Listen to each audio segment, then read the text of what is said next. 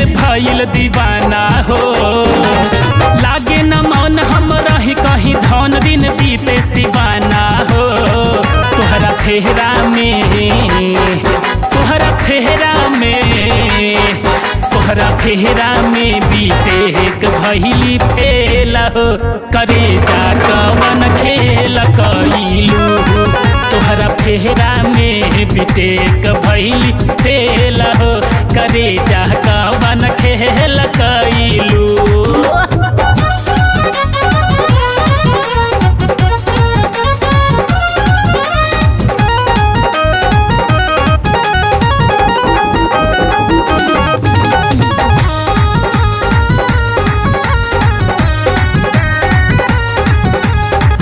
बहे पूरा बैया बढ़े भोरावे में चाहो। नींदियो नयावे करबू कहिया बियाह हो। पापा जी के अपने बोलाया के हमके देखें। 500,000 दे के लइका पहले छेके। दाल मंडी से चुनरी चोली लेप मंगाई हो। कंचन ब्यूटी पार्लर फेसियल लिहा कराई हो। बाजी बिजाई के तब बाजी बिजाई के डीजे ठेलम ठेला हो।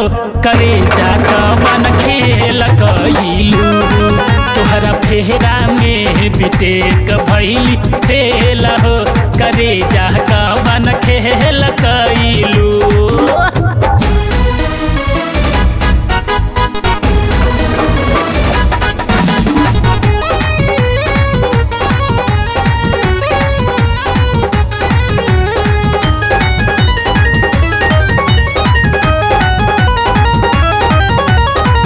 शादी के बिहान राहत होई मुलाकात हो। चाई बुजुड़ाई जैसे पपीहा जुड़ात हो। बड़ा दिन बाद बुझी महन के पियास हो। प्यार कैली तोहरा से बाटे विश्वास हो। हनीमून फिर पूरा बनारस तोहे कराई बहो। गोदौलिया गोलगट्टा संघ अशोक के आई बहो। ओपी सुनील करी है